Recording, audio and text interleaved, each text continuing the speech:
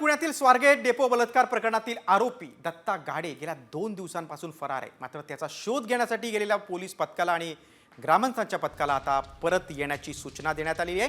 शिरूरमधील त्याच्या मूळ गावात हा सगळं सर्च ऑपरेशन सुरू होतं। 25 एकर परिसरातील शेतशिवारीची पाहणी करून दत्ता गाडेचा शोध लागला नाही, त्यामुळे या पथकाला माघारी बोलवण्यात आले। त्यामुळे आता दत्ता गाडे सापडणार कधी असा प्रश्न उपस्थित होतोय।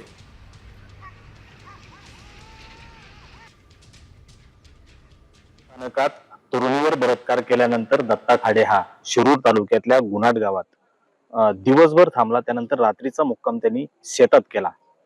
या दरम्यान हा शेतात असावा असा ग्रामस्थांचा दावा होता। त्यामुळे पुणे पोलिसांची वेगवेगळी पथकं या ठिकाणी तैनात होती। मात्र संध्याकाळची वेळ झाल्यानंतर पोलिसांना अपयश आलं। आपल्यासोबत पोलीस आयुक्त आहेत निखिल पिंगळे सर। सर, आज दत्ता खाडे मिळून आला नाही। आपले या गुन्ह्यामध्ये आरोपी असलेला जो हा व्यक्ती आहे, याच्या शोधामध्ये जवळपास 10 टीम्स गुन्हे शाखेच्या आणि 3 टीम्स या झोन 2 म्हणजे ज्या त्यांच्या हद्दीमध्ये स्वारगेट पोलीस स्टेशनच्या हद्दीमध्ये हा गुन्हा घडला, त्यांच्या टीम्स या ठिकाणी कार्यरत आहेत। त्याचबरोबर आजच्या या सगळ्या शोध मोहिमेसाठी जवळपास 100 अधिक पोलीस आपण याच्या व्यतिरिक्त या शोध मोहिमेसाठी आपण या ठिकाणी पाचारण केले होते। आणि त्यांच्या सोबत अधिक महत्त्वाची बाब म्हणजे Dharashiv police drone team, Pune ग्रामीण पोलीसची ड्रोन टीम, त्याचबरोबर पुणे ग्रामीणच्या शिरूर पोलीस स्टेशनची टीम हे सुद्धा आपल्यासोबत काम करत होते।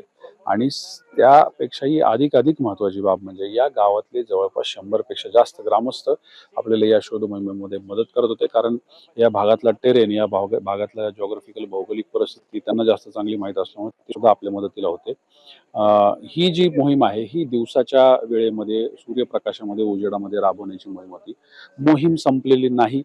गुन्हे शाखा ही गेल्या 3 दिवसांपासून या ठिकाणी आम्ही तळ ठोकून आहोत आणि हे शोध घेत आहोत। त्याच्यामुळे रात्रीच्या वेळी ज्या पद्धतीने काम केलं गेलं पाहिजे, ती आमची विशेष पद्धत जी आहे त्या पद्धतीने ते काम चालू राहणार आहे।